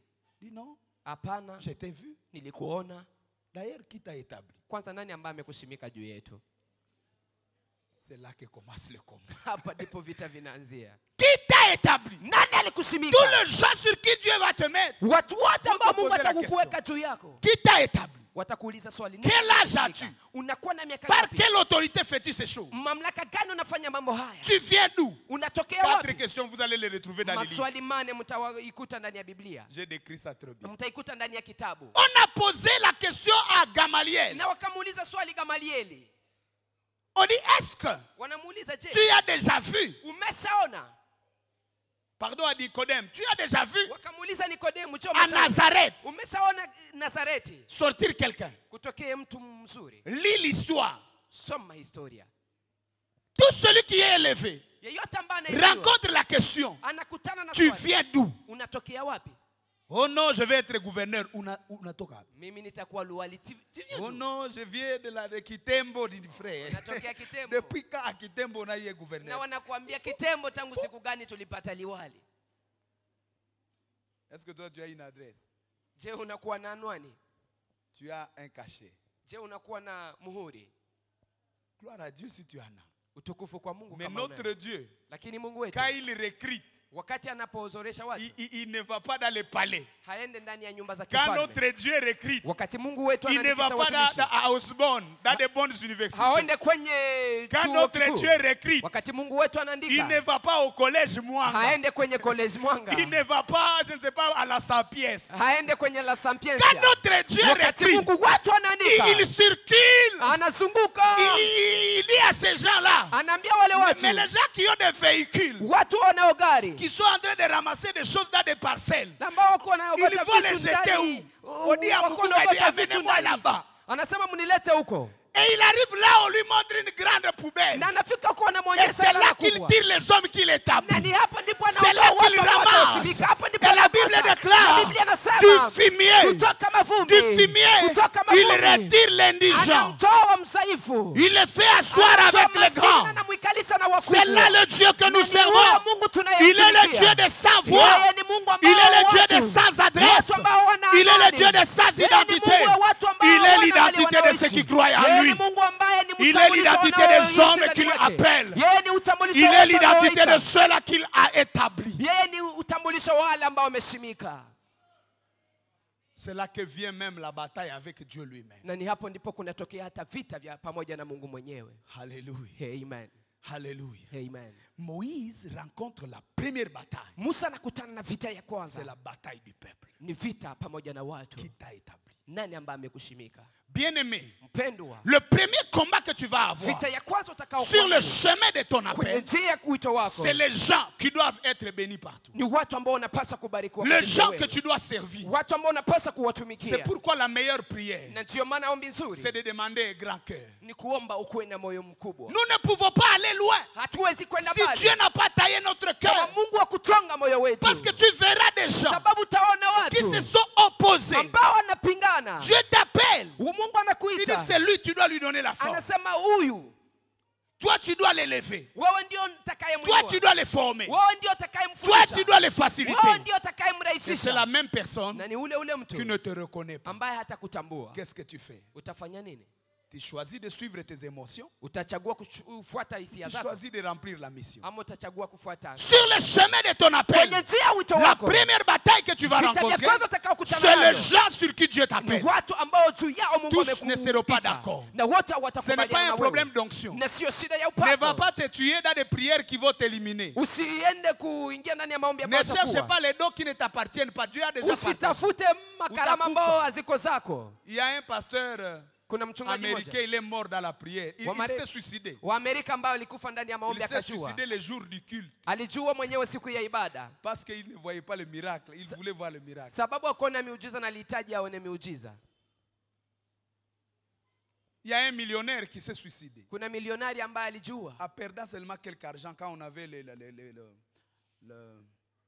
quand l'économie mondiale avait chuté à 2012. Voilà. wakati kulikuwa uchumi wa ulimwengu ambao ulishuka kwa mwaka wa 2000. Alléluia. Alléluia. Amen. Ne fais pas beaucoup de choses. Usifanye mambo mengi Parce que les gens se sont opposés à toi. sababu watu wamekupinga. Comprends. Uelewe C'est prévu que imetayarishwa les gens vont se te résister. ya kwamba watu watakupinga. Sois seulement toi-même. Ukuwe tu wewe mwenyewe. Reste concentré à ton Dieu. Ubaki Au unaangalia bon Mungu moment, wako. Dieu va les Na soumettre. wakati mzuri Mungu Ce n'est pas atanatisha. toi qui soumets le Sio cœur. wewe ambao utatisha C'est Dieu qui mioyo. soumet le Ni cœur. Mungu ndiye anatisha mioyo. Il a dit ceci. Alisema hivi. Le Saint-Esprit Roho Mtakatifu convaincra le monde du péché. ataitikisa ulimwengu juu Mon ya devoir dhambi. maintenant Na sasa kazi n'est pas de yangu vous convertir haiko ya kuwaokoa ou de vous convaincre. ama ya Vous kuwaitikisha. avez le choix d'accepter ce que je dis ou de refuser. Mnakuwa na uchaguzi wa kukubali Mais le nayowaambia ama hapana. Saint-Esprit, Lakini Roho Il Mtakatifu me dit parle. ananiambia Le sana. reste m'appartient. Na inayobaki ni Celui yangu. qui convainc. Il y a Anayeitikisha. des gens qui ne comprennent même pas la prédication pendant que nous parlons. Kuna watu ambao hawaelewi mahubiri hata wakati Ils tunasema, comprennent à la maison. lakini wanaelewa nyumbani. D'autres même après une semaine. Ils Wengine disent, hata ah, kisha wiki moja anasema qu'on yo, disait. ndio hiyo aliyokuwa akisema. Alléluia. Amen. Alléluia. Amen. Sois toi-même. Uwe mwenyewe. Ne te comporte pas Usikue par rapport à ce que les gens disent. unajiangalia kufuatana ile Par ambao rapport watu à ce que les wanasema. gens font. Kufuatana ile ambao watu wanafanya. Sois concentré à ta mission. Ukuwa unaangalia sana kazi yako Le unaielekea. peuple sur qui tu es Watu établi. ambao Mungu Peut amekusimika te juu yao résister. wanaweza kukupinga. Et ça, c'est normal. Na hii inakuwa kawaida. Moïse, on lui pose la question. Musa wanamuuliza swali. Qui t'a établi? Nani ambaye Et amekushimika juu Acte yetu? chapitre 7. Na Matendo ya Mitume Verset sura 23 à 7, 29. mstari wake wa 23 hadi La Bible 29. dit, Biblia inasema Moïse pensait Musa alikuwa que akiwaza ces gens-là ya kwamba watu wao comprendraient que Dieu lui a établi pour les sauver. wataelewa ya kwamba Mungu alimshimika ili Mais ils n'ont pas awaokoe, compris. lakini hawakuelewa. Mais quel est l'essentiel? Lakini nini ambao ni amana? Restez concentré à la mission. Ubaki unaelekea kwenye kazi yako. Amen. Amen.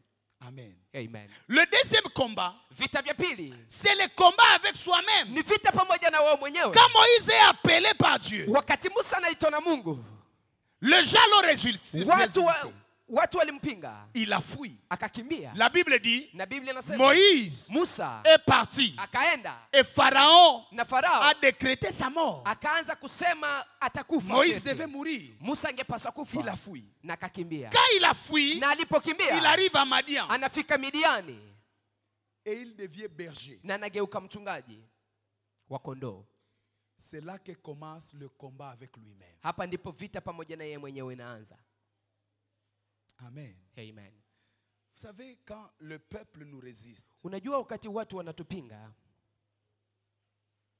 Jésus pouvait dire, Yesu angepaswa nul sema n'est prophète chez lui. hakuna ambaye ni nabii nyumbani C'est kwake. facile de lire dans la Bible, Ni vizuri kuisoma Bibliani, mais c'est difficile de le vivre. lakini ni vigumu kuiishi. Quand ta propre femme ne te croit pas, Wakati ton mke propre wako mari ne mwenyewe te croit pas, hakuamini, tes mume wako enfants, mwenyewe hakuamini, tes watoto wa ta ndugu, famille proche, jamaa yako ya karibu, ce n'est pas facile. haiko rahisi. Et cela, ce n'est pas par rapport à tout ce que nous réalisons. Na hii hailingane na yote Même tunayotazama. quand tu vas réaliser le maximum, Hata wakati utakuwa umefanya mambo il y makubwa, aura un opposant. kutakuwa mpinzani. La Bible dit Dathan, Corée et Abiram Biblia inazungumzia Kora, Datani na Abiramu. se sont levés contre Moïse. Walimwinukia Musa Ils disent, nous rentrons en Égypte. na wanasema tunarudi Misri. Les gens qui n'ont jamais chassé même une mouche. Watu ambao hawajafukuza hata nzi, Les gens qui n'ont jamais guéri même un poussin. watu ambao hawajaponyesha hata kitu kidogo. Mais la Bible Mtoto. dit c'était des orateurs. Lakini Biblia inasema walikuwa Dathan, wanenaji. Abiram et Corée. Datani, Kora Ils se na lèvent. Abiramu Ils disent, wanasimama, peuple de Dieu, wanasema watu wa Mungu, Moïse nous trompe. Musa anatudanganya, Ne suivez pas ces miracles. msifuate miujiza yake. Quelqu'un a partagé la mer. Kuna mtu ambaye amegaua maji bahari, Tu les résistes. na kisha waona mpinga, Dire nous rentrons nasema tunarudi en Égypte. Misri, Nommons un chef.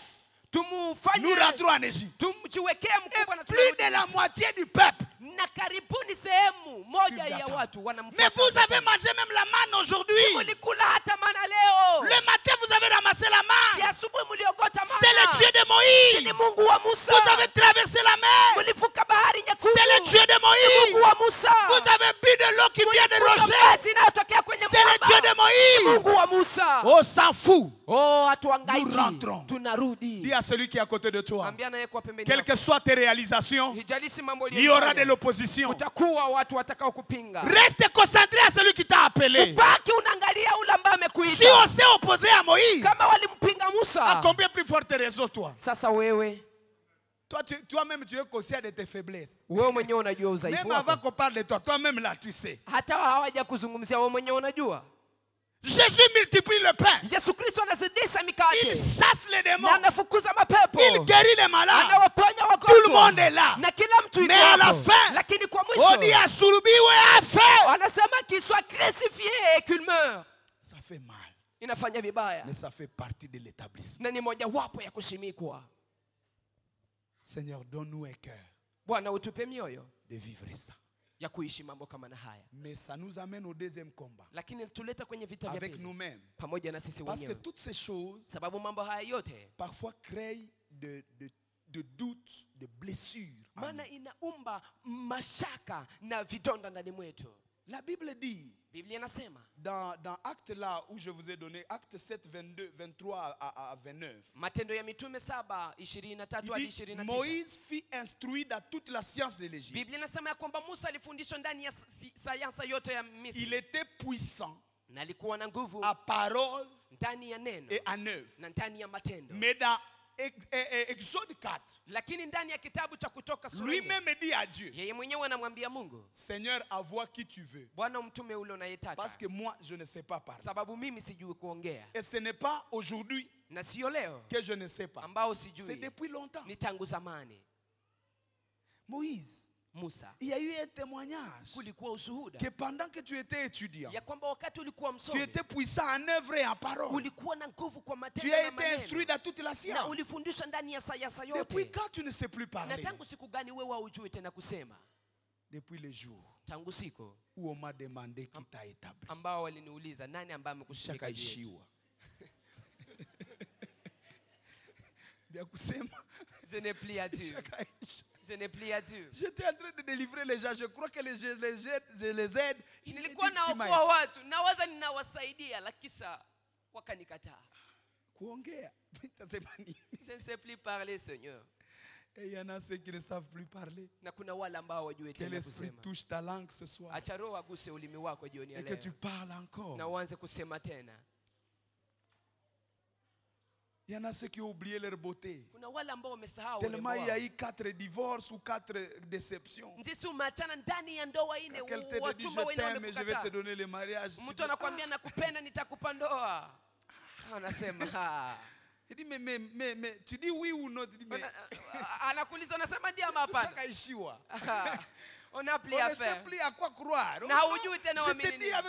on a déjà eu toutes ces phrases là. Tumeshapata hii Les maneno SMS là, yote. on a déjà eu ça. Ujumbe wa simu kama Les yote cadeaux, on en tumeshapata. a eu, mais la fin n'a pas été bon. Zawadi tulipata lakini mwisho haikuwa rahisi, haikuwa vizuri. Que Dieu t'établisse aujourd'hui. Mungu akushimike siku ya Dans leo. ce tournant, Ndani ya que kipindi Dieu hiki te redonne la langue. acha Mungu akupatie tena. Moïse, depuis quand tu ne sais pas parler? Musa, tangu tena siku gani ujue J'ai eu kuongea? des combats. Nilipiganishwa. J'ai eu des blessures. Nilikuwa na Ça vidonda fermait ma bouche. na ikafunga kinywa changu. Moïse avait à peu près 4 problèmes Musa alikuwa karibuni na shida qui hii sont liés aux problèmes personnels. ambao zilikuwa Le zinaingana combat na personnel, shida ya kipekee. c'est un problème de blessure. Vita vya kipekee inakuwa ni shida ya C'est vidonda. un problème qui vient, Ni shida ambayo inakuja qui vous empêche de régner. na ambayo inakuzuiza Chaque kutawala. personne ne vous combat. Kila mtu kukupiganisha. Vous êtes combattu par Unapiganishwa vos souvenirs, pamoja na ukumbusho par wako, vos insécurités intérieures, pamoja na ukosa usalama wako wa par ndani, votre déplaisir. kupitia kukosa furaha yako. Vous-même, Na wewe mwenyewe vous pouvez être dans votre maison, unaweza kuwa ndani ya nyumba yako vous décidez d'aller dormir au na salon. unaamua uende ulale saloni. Non, non, hii kitanda iko mzuri sana, au risque d'avoir des combats spirituels. Vraiment, c'est lui être confortable, on peut avoir des combats spirituels ici. Vous êtes insécurisé. Wewe mwenyewe huna Vous usalama. ne croyez pas à vous-même. Hauamini wewe Si mwenyewe. tu ne crois pas que tu es roi, Kama huamini kama personne wewe ne ni te mfalme, mettra au trône. hakuna atakayekuweka kwenye Si tu kiti ne cha crois pas que ufalme. tu es mariable, Kama huamini ya kwamba unaweza personne ne te kuolewa, mettra dans sa maison hakuna atakayekutia ndani parce ya que nyumba tu vas être yake, un accident. sababu utakuwa ajali.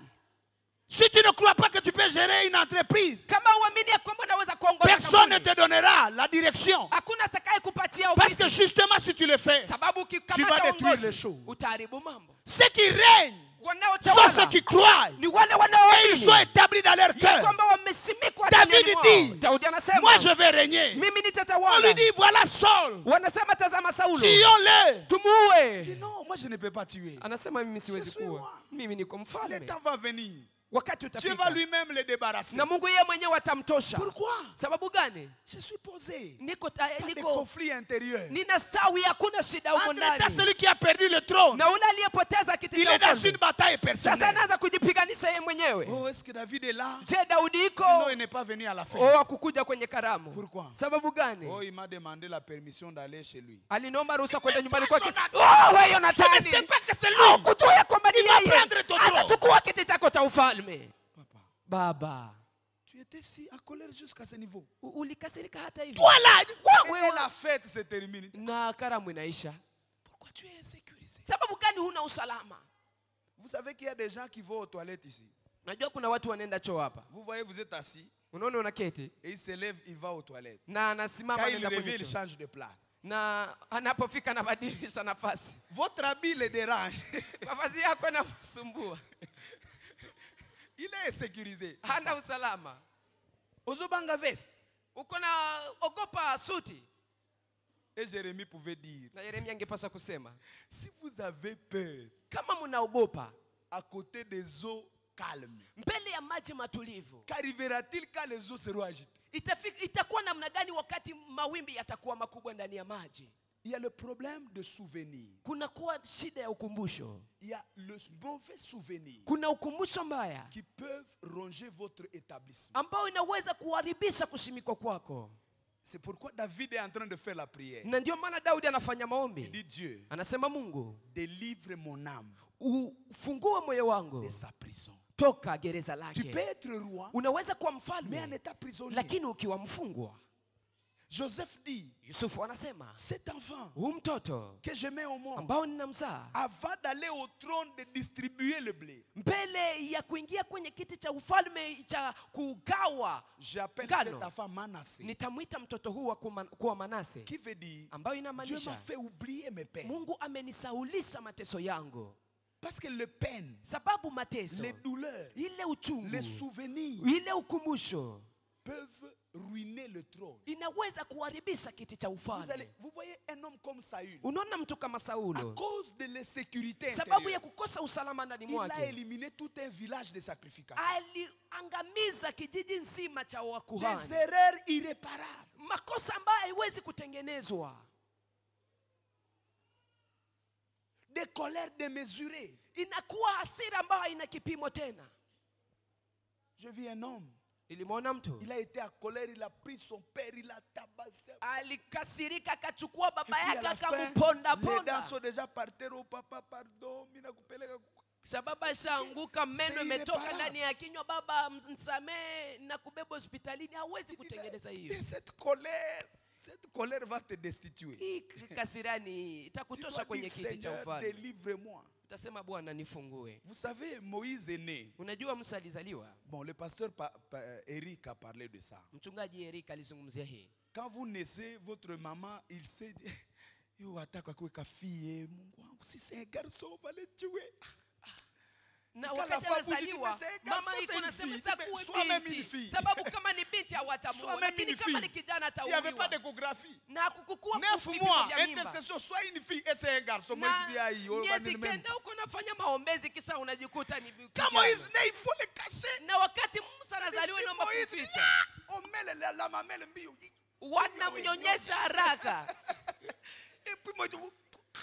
Musa anakunya kabisa na njaa yote. Moi, dans cette allure-là, Sasa uone ndani ya il y hali a des kama hii. blessures dans le sein. Kuna vidonda Il y a ndani ya des tumbo. blessures de croissance. Kunakuwa vidonda vya Il y a kukomaa. maintenant les blessures d'opposition. Na du sasa peuple. kuna vidonda vya kupingwa na watu. C'est pourquoi le langage est parti. Na ndio maana maneno imeenda. Et il y en a ceux qui sont en train de prier Na kuna wale ambao wako naomba pendant tout ce temps. hii muda wote, Ti Mungu na mimi unikumbuke. Seigneur, souviens-toi de moi. Banione. Comme me voient aussi. Bashasema On banachoka. a déjà beaucoup parlé. Ils sont Mungu même na mimi fatigués. baone. Qui voient Baone aussi, voile. qui voient aussi le voile du On n'a mariage. pas besoin de te donner un voile pour que baone. Tunahitaji kupatia urusungi ili watu waone. Si tu cherches un voile pour que les gens voient, Kama unatafuta rusungi ili watu waone, il faut qu'on attende notre tournant. inaomba ungoje kipindi kingine kama hii. En tout cas, pardonne-moi parce que Unisamee sababu Dieu a besoin de lever les gens unahitaji ya kuinua pour watu servir. ili Dis utumike. Seigneur, donne-moi le mariage. Uambie Mungu nipe Ça va ndoa. me permettre de mieux faire ce que tu m'as demandé de Na faire. itaniwezesha vizuri kufanya. Donne-moi ile la ambayo voiture. nimekufanya. Unipatie Ça va gari. me faciliter la tâche. Itanirahisisha kazi. Donne-moi les finances. Unipatie Ça va pesa. m'aider à accomplir. Itanisaidia Pas kutimiza. par rapport à quelqu'un. Hapana Tu kufuatana na n'es grand mtu. par rapport à personne. Wewe uko mkubwa kulingana na Tu mtu n'es petit mwingine. par rapport à personne. Wewe uko mdogo Tu kulingana es na mtu égal à mwingine. toi-même. Wewe Tu ne unaiweza. ressembles à personne. Unapatana na wewe Et mwenyewe personne unaofanana ne na mtu. ressemble à Na toi. hakuna anayefanana na wewe. Demain, je vais parler de 4 niveaux d'établissement. Kesho nitazungumzia ngazi nne ya Vous allez vous kushiriki. rendre compte que nous n'avons pas la même mission. Na mtaelewa ya kwamba sisi sote Que hatuna chaque kazi mission moja. a sa bataille. Na kila kazi inakuwa na vita Sois vyake. toi-même. Uwe wewe mwenyewe. Combat le vrai combat de ta vie. Na pigana vita vizuri vya maisha yako. Alléluia. Amen. Alléluia. Amen. Le combat de l'insécurité. Vita vya kukosa usalama. Les blessures. Vidonda C'est pas bon. sio vizuri. On doit se battre à ce niveau. Unapaswa kupigana kwenye On hiyo doit kiwango. développer l'assurance Unapaswa kuwa na uhakika d'être ndani mwako appelé par Dieu. ya kuitwa na Mungu. Et quand Moïse discute avec Dieu, Na wakati Musa iko nazungumza Finalement, il jadiliana na accepte. Mungu, kwa mwisho et anakubali. en allant, Na wakati anaenda, Dieu lui-même les combat. Mungu yeye mwenyewe anampiganisha. La Bible dit, Biblia à inasema, un lieu où Moïse s'arrêta. Vous Wakati commencez au fasi- verset 24. unaanzia kwenye shairi la 24. De Exode 4, 24 à 27. Kutoka 4:24 hadi Il dit, 27. sur le chemin, Anasema kwenye njia Dieu a Moïse Mungu akamshambulia et Musa voulut le tuer. na akatafuta kumuua, Et sa femme na mke wake va prendre une pierre akachukua jiwe et circoncire na leur enfant akamtahiri mtoto wao et jeter le sang sur Moïse. na akatupa ile damu juu ya Musa Et Moïse est ressuscité. na Musa akafufuka.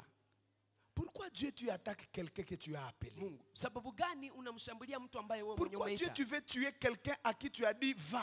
Mungu, sababu gani unatafuta kumuua mtu ambaye umemwambia wewe Cet mwenyewe homme wenda? est en train d'aller, mais il n'a pas respecté le principe. Huyu mtu iko naenda lakini hakuheshimu kanuni. J'ai dit à son père Ninamwambia Abraham baba yake Abrahamu que tout enfant garçon ya kwamba kila mtoto au kijana 8e jour kwa siku ya doit 8 être circoncis. anapaswa kutahiriwa, Mais il est en train d'entrer dans la mission. lakini iko naingia ndani ya kazi. C'est vrai, je l'ai appelé. Hakika nimemuita, Mais cela ne l'interdit pas de respecter la loi. lakini ila imsuize kuheshimu kanuni. Mon établissement Kusimikwa kwangu ne l'établit pas haimsimiki sur ma parole. juu ya neno langu. Somme dit ceci. Zaburi anasema Dieu a établi sa parole Mungu alisimika neno lake dans les cieux. ndani ya mbingu. Avant d'établir un homme, Mbele ya kumsimika Dieu mtu, a établi sa Mungu parole. aliweka kwanza neno lake. Bien-aimé, Mpendwa, les paroles a été établies avant l'homme. neno liliwekwa mbele ya mwanadamu, Et c'est cette parole qui nous établit. na ni hiyo neno ambayo inatushimika Les jours sasa.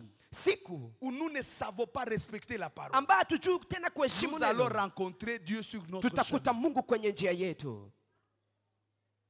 Combien des hommes et de femmes Wanaume ngapi na wanawake élevés dans le pouvoir ambao wanainuliwa Ils ndani croient ya mamlaka na wanaamini que parce qu'ils ont des bataillons autour ya d'eux, kwamba wanakuwa na vikosi vya ils watu ont le karibu droit nao. de tuer. Wanakuwa na nguvu ya kuwa. La Haki ya parole, kuwa. elle est là. Neno iko hapo. Celui qui tue par le pain Anayeua kwa upanga mourra par le pain. ataukufa kwa La upanga. nouvelle alliance n'a pas effacé la sienne. Agano jipya haikufuta agano la Non. kale. Hapana. Il y a toujours un prix à payer Kuna kuwa bei ya kulipa quand on ne mara. respecte pas la parole. Wakati ya uheshimu neno. Même quand je suis pasteur, Hata wakati mimi ni mchungaji. je ne suis pas meilleur que l'église. Mimi si bora kuliko Si kanisa. l'église doit gêner, Kama kanisa je litafunga, dois gêner. nami nitafunga. si l'église doit donner sa Kama dîme, kanisa itapana takumi je yake, dois donner ma nami dîme. napasa kupana Dans takumi mon yangu. coin. Ndani ya pano et il y en a ceux-là qui upande pensent wangu. qu'ils sont lévites. Na kuna wale ambao Oh wanafikiria non, moi kama j'ai ni donné ma Walawi. dîme dans les seins d'Abraham. Oh, Toi, tu es mimi juif. nilipana moja yangu ya 10 ndani ya tumbo ya Abrahamu. Wewe ni Myahudi.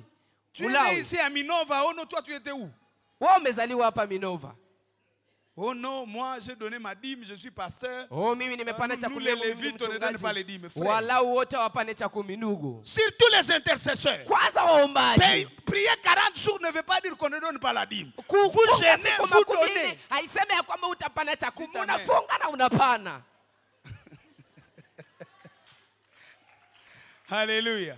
Amen. Alléluia. Amen. Combien d'hommes et de femmes, Wanaume ngapi na quand Dieu wanawake? les a établis, Wakati Mungu amewasimika. ils ne croient plus qu'ils peuvent être sous la loi.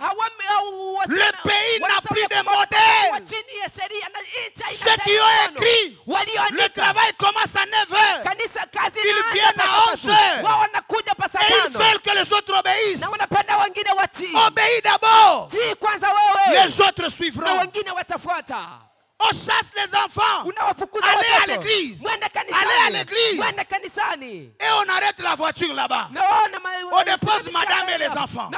Même si les enfants entrent à l'église, ils savent que papa ne prie pas. Et dans leur cœur, il y a un vide. Quelle semence tu es en train de semer? Quand Dieu t'établit, fais attention. Reste soumis à la parole. Parce que la parole nous jugera. La Bible déclare, je suis derrière ma parole pour l'accomplir. Quand nous lisons cette écriture, nous avons l'impression que c'est la parole des promesses. Oh Seigneur Jésus, tu as dit, tu es derrière ta parole pour l'accomplir. Nous prions, accomplis ta parole. Ce n'est pas seulement la parole de bénédiction. Il est derrière la parole iko nyuma ya neno pour kwa l'exaucer. ajili ya kulitimiza. S'il a dit, Kama un alisema enfant qui n'obéit pas aux parents, mtoto ambaye hawatii wazazi, le corbeau prendra son œil vibombobombo watachukua macho yake, et l'amènera. kunguru watachukua macho yake na C'est watambeba. une parole qui doit s'accomplir. Ni neno ambalo linapaswa kutimilika. Si le Dieu a dit, Kama enfants, obéissez à vos Mungu parents, amesema watoto vivre watii wazazi longtemps, wenu ili muishi siku nyingi, ça doit s'accomplir. inapaswa timilika. Si Dieu a dit, Kama Mungu alisema, si vous ne donnez pas votre dîme, kama mpane moja yenu ya kumi, j'enverrai le vent. nitatuma Vous upepo aurez l'argent, na mais mtapata ça sera pesa, comme de la poudre dans votre poche. lakini trouée. itakuwa kama mavumbi Ça ndani ya aussi, mfuko ça va wenu s'accomplir. ambao natoboka. Hii nayo tatimilika. Si vous n'obéissez pas à la loi, Kama mtii kwenye sheria, quelqu'un d'autre prendra votre femme. mtu mwingine atachukua mke wako, Quelqu'un d'autre prendra votre vigne. mtu mwingine atachukua shamba Vous lako la construisez mzabibu. les maisons et vous ne les habiterez pas. Mtajenga manyumba na hamtayaishi. Ça c'est aussi Hiyo une ni neno parole pia qui doit s'accomplir. ambao unapaswa Dieu kutimilika. veille sur ça. Il Mungu ne veille pas anakesha juu ya seulement hiyo, sur la promesse. akeshe tu juu ya ahadi. Combien nous avons cru que nous sommes meilleurs Mara ngapi tuliwaza ya kwamba sisi ni parce que bora Dieu nous a élevés. sababu Mungu Et il y ametuinua, a les autres qui regardent les autres comme ça. na kuna wengine wanaangalia Faut wengine, m'obéir. inaomba mnitii. Mais toi tu obéis à qui? Sasa wewe unatii nani? Faut respecter. Inaomba Toi mheshimu. tu respectes qui? Wewe unamheshimu nani? Tout celui qui est établi, il y a Yeyote ambaye quelqu'un établi ameshimikwa, sur kuna lui. mtu ambaye anashimikwa juu yake. Nous avons parfois un regard seulement. Mara tunakuwa tunaangalia tu J'ai chini. mes enfants, obéissez. Ni wewe watoto mtii, Et toi tu obéis à qui? lakini wewe unatii nani? Je suis chef ici. Mimi ndimi mkubwa Vous hapa. arrivez à 8 heures. Mnafika pa saa 2. Toi tu arrives à quelle heure? Wewe unafika saa Et ngapi? le pays est mort. Na nchi imekufa Il n'y a pas de modèle. sababu hakuna mfano, Il n'y a pas une référence. hakuna mtu Tout le tunayemtazamia, monde piétine la loi. na kila mtu anakanyagia sheria. C'est un combat. Inakuwa ni vita, Les combats vita, de principe. vita vya kanuni, Et sur ce chemin, nous rencontrons Dieu. na kwenye njia hiyo tunakutana na Mungu. Parfois, quand Dieu nous élève, Mara Mungu anapotuinua c'est l'orgueil. inakuwa ni kiburi, Nous prenons même la gloire de Dieu. tunachukua hata utukufu wa Et Dieu Mungu, dit, je ne donnerai pas ma gloire à quelqu'un na d'autre. Mungu anasema sitapatia mtu mwingine Il n'a utukufu pas dit wangu. qu'il ne donnera pas sa gloire au diable, Hakusema ya kwamba hatapatia utukufu wake ni à ses shetani serviteurs, ama watumishi ni wake à qui que ce soit, même les ama anges. yeyote, hata malaika. L'apôtre Paul se permet même d'aller plus loin. Mtume Paulo anaenda Il hata dit, mbali, si quelqu'un, anasema kama mtu même un ange, hata malaika vient vous prêcher un autre évangile, anakuja kuwahubiria injili qu'il soit nyingine, maudit. alainiwe. Paul, Paulo tu maudis même un ange. unalaani hata Il dit, malaika. mais quand la parole est établie, Anasema wakati neno que vous limewekwa, soyez de la terre, ukuu wa que vous duniani, soyez du ciel, ukuu wa mbinguni, vous allez rencontrer Dieu. utakutana na Mungu. La Bible dit les 24 vieillards, Biblia inasema wazee 20 quand ils attendent wanapo le 4 êtres vivants, wanaposikia dire Saint, viumbe 4 vilivyo na uzima wakisema takatifu, Saint, Saint mtakatifu, et mtakatifu. l'Éternel, Bwana ni mtakatifu. ils Mungu prennent leur couronne wanachukua Ils les taji jettent zao na devant wanatupa mbele ya Mungu et ils adorent. na wanaabudu. Nous devons à un moment donné, Tunapaswa fikia malgré wakati fulani, l'établissement, hijalishi kushirikwa, prendre nos couronnes, kuchukua taji zetu. symbole de nos victoires, Hakika ni symbole de ushindi nos wetu. succès, Hakika ni kushindi symbole de tout, yote, le jeter devant na Dieu. tunaitupa chini mbele ya Mungu. Ah oui, Ndio parce que je suis pasteur, sababu mimi ni je ne peux mchungaji, pas aller dans la chambre d'intercession sitaingia ndani ya chumba ya et je waombaji viens avec mes souliers. na ninakuja pamoja na viatu vyangu. Non, je Hapana, vais enlever ça. nitatosha viatu vyangu. Et vous savez, il y a des fois où c'est bon que vous vous sentiez avec tout le monde. Mpendo, unajua ya kwamba ni vizuri wakati unajisikia uko pamoja na watu wote. Combien nous restons quand Dieu, quand les autres sont en train de jeter leur couronne, nous sommes là comme aussi des petits dieux. Mara ngapi tunakuwa kama wamiungu wadogo wakati wengine Non, wako là, wanatupa nous taji zao. rencontrons la colère de Dieu. Hapa tutakutana na hasira ya Mungu. Laissez-moi nous dire, Acha il y niwaambie, a beaucoup de chefs de famille kuna wakubwa wengi wa qui majamaa meurent avant ambao wanakufa parce mbele qu'ils ont pris la place de sababu Dieu. wamechukua nafasi ya Mungu. Refusons Tukatae d'accepter la kukubali gloire de Dieu. utukufu wa Mungu. Si j'ai scolarisé quelqu'un, Mimi je nimemsomesha ne suis mtu. pas son Dieu. Mimi si Mungu wake.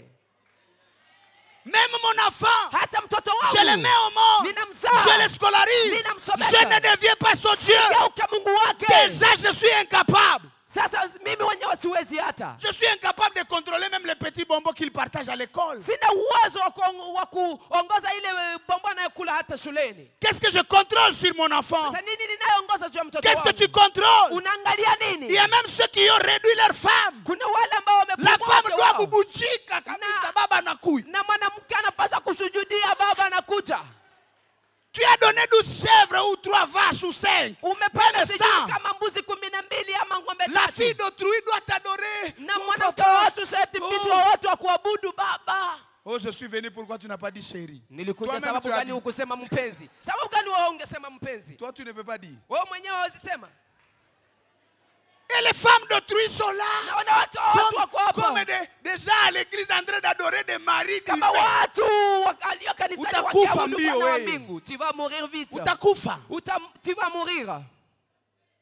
Je suis à côté de cette femme Niko karibu na huyu mke. pour la faciliter à accomplir sa mission. Ili nimuwezeshe atimize kazi Elle est à yake. côté de moi Iko karibu pour me nangu. faciliter à accomplir ma Ili mission. nisaidie kutimiza kazi Quand nous yangu. serons devant le Wakati trône, tutakuwa mbele ya kiti cha chacun sera mfalme. seul. Kila mtu atakuwa Il y a des gens mwenyewe. qui pensent qu'on viendra devant Dieu avec des maris. Kuna watu wanaowaza tutakuwa pamoja na Non, nous sommes mariés waume femmes. Oh, sisi ni mwanaume na mwanamke. Vinaishi hapa. C'est fini, ça va finir par ici. Je suis l'homme de cette maison. Oh, mimi ndimi mume wa nyumba hii. Angalisho. Attention. Angalisho. Qui sommes-nous? L'apôtre Paul dit, que pouvons-nous faire par nous-mêmes? Tunaweza kufanya nini kwa sisi Des wenyewe? gens qui humilient les autres. Watu Toi, tu wanaowazaraulisha as un wengine. contrat de 12 mois, moi j'ai un contrat de 6 mois. Unakuwa na Et tu mapatano fais ya kazi humilier ya tout le miezi monde. Toi là, 12. tu ne sais pas que je vais te faire chasser. Na mimi ya miezi 6. Oh, unajua kwa mimi naweza kufukuzisha. Tu oublies vite. Pourquoi? Oh non, tout ça. Oh, yote. Tu ne m'as pas salué. C'est comme ça qu'on salue son chef. Unasalimu mkubwa wako wa kazi. Quand les anges, Wakati les malaika 24 êtres vivants, hivi wazee 24 voient Dieu, wanaona ils Mungu. jettent leur couronne, Watu wanatupa ils taji zao. jettent leur diplôme. Watu wanatupa Ils vyeti disent, tu es vyao. le seul Wanasema ni wao. qui est digne. Wanastahili. Mais aujourd'hui, Lakini leo les bishops veulent qu'on les adore. maaskofu wanahitaji wawaabudu. Les gouverneurs veulent qu'on les Walimu adore. wanapenda wawaabudu. Et même le peuple veut le faire ça leur avis. Na hata watu wanapenda wafanye vile. Quelqu'un a inauguré son école privée. Kuna mtu Il dit ambaye non, ameanza sous masomo l'impulsion yake. de la vision du chef de l'État. J'ai dit, mais ça, c'est quoi ça? Le chef de l'État veut faire quoi ici? Kufuatana na maono ya rais wa nchi. Rais wa nchi amekuja kufanya nini hapo? Oh, sous l'impulsion.